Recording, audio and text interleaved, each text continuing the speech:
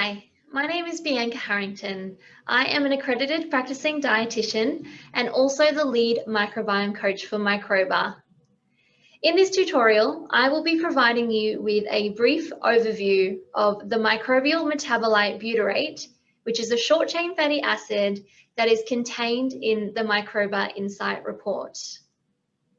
If you enjoyed this tutorial, please make sure that you also check out the rest of our tutorials in the Clinical Resources Hub.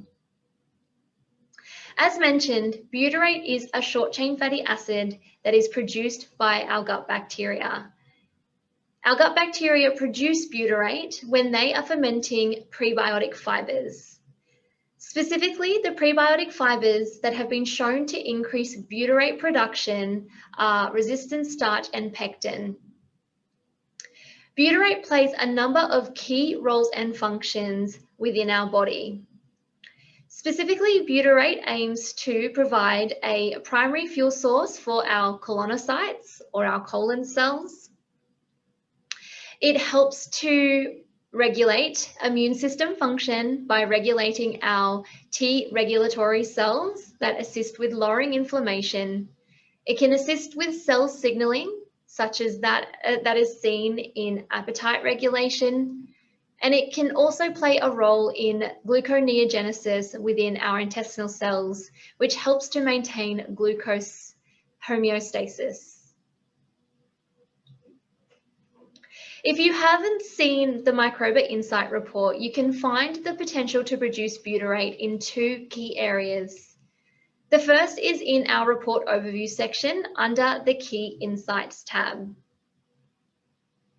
Alternatively, you can also see the butyrate potential if you click on the Dig Deeper section, head to the Microbial Metabolites tab, and click the Short Chain Fatty Acids tab, where it will be located first in the list. All metabolites contained within the Microba Insight report are compared against our healthy group. An average potential to produce butyrate indicates that we have seen a similar potential to our healthy group for that particular person, such as your patient, to produce the microbial metabolite butyrate. An insufficient potential to produce butyrate could contribute to gastrointestinal, immune, and metabolic type disorders. Within the colon, butyrate helps to reduce inflammation, maintain a healthy gut barrier, and also assist with keeping pathogenic bacteria at bay. Outside of the colon, butyrate assists with appetite regulation and also with maintaining blood glucose levels. Not surprisingly, an insufficient potential to produce butyrate has been linked to conditions such as inflammatory bowel disease, colon cancer, and insulin resistance. If your patient is displaying a low potential to produce butyrate, consideration should be taken to increase the diversity of their prebiotic fibers in their diet to support a diverse microbiome, which includes an emphasis on resistant starch and pectin-containing prebiotic fibers. Excellent food sources of resistant starch include retrograded potato, rice, pasta, slightly greened bananas, legumes, and also rolled oats. Alternatively, great food sources of pectin include citrus fruits, kiwi fruits, berries, guava, and also pumpkin.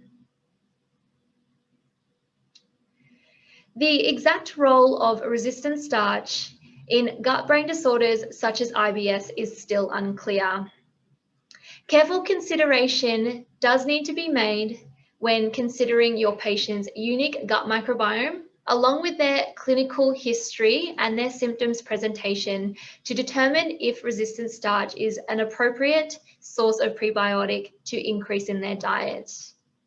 Alternatively, pectin may be a better source of prebiotic fiber to include in patients who display symptoms similar to visceral hypersensitivity, as it is a low FODMAP alternative due to its low fermentability.